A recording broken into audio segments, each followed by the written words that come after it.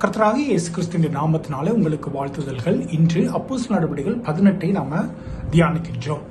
இந்த அப்போஸ்தலர் நடவடிக்கைகள் 18ல பவுலோடு கூட சேர்ந்த ஊழியக்காரர்களும் எப்படிப்பட்ட ஊழியங்கள்லாம் செஞ்சிருக்கிறாங்க அப்படின்னு நம்ம பார்க்கலாம்.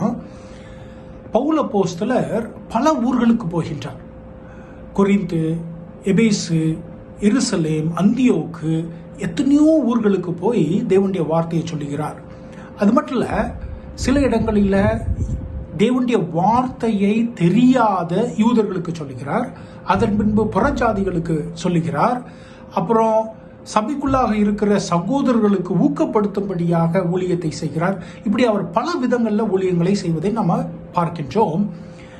நாம் அப்படிப்பட்டதான ஊழியங்களை செய்ய முடியாமல் இருக்கலாம். ஆனா அவரோடு கூட இருந்த எத்தனையோ ஊழியக்காரங்களையும் நம்ம பார்க்கிறோம். சீலாவை பார்க்கிறோம், பிரிசில்லா, ஆக்கிலாவை பார்க்கிறோம், இந்த அதிகாரத்தை எழுதுகிற லூக்காவை பார்க்கிறோம், இந்த அதிகாரத்தினுடைய கடைசியில அப்பல்லோவை பார்க்கிறோம். இவர்களை போன்ற ஏதாவது ஒரு ஊழியத்தை நாம் கட்டாயமாக நம்ம செய்ய முடியும். ஏதாவது ஒரு ஊழியத்தை நாம் கட்டாயமாக செய்ய முடியும். இவர்கள் எல்லாரும் தேவனாலே உந்தப்பட்டு, தேவனுடைய அந்த அன்பினால உந்தப்பட்டு அவர்கள் ஊழியங்களை செய்கின்றார்கள். அப்ப நாமும் நமக்கு எந்த ஊழியம் இருக்கிறது அதனை நாம் அறிந்து தேவனிடத்துல கேட்டு நாம் தேவனுக்காக ஊழியம் செய்யணும். பலவிதமான ஊழியங்கள் இருக்குது. ஏதாவது ஒரு ஊழியத்தை நாம் தேவனுக்கு செய்ய வேண்டும்.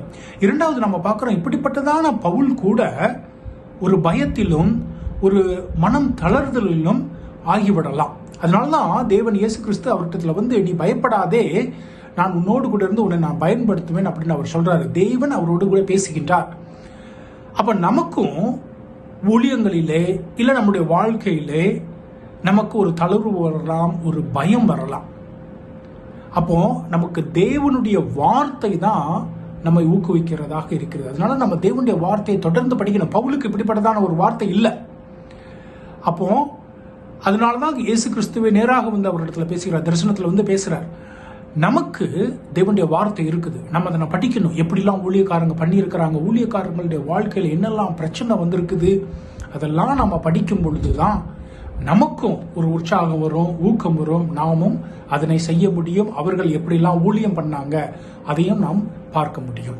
அதிகாரத்தை படியுங்கள், தேவனுடைய ஊழியத்தை செய்யுங்கள். தேவன் தாமே உங்களை ஆசீர்வதிப்பாராக.